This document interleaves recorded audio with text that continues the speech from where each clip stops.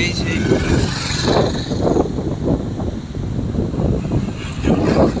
আপনারা দেখছেন, এই সেই পুরীর সমুদ্র। আমরা পুরী থেকে এখন ফিরছি বাড়ির উদ্দেশ্যে।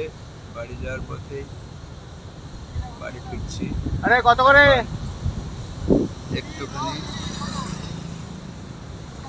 এই নদীর সমুদ্রে দাঁড়িয়ে একটু সমুদ্রের ছোট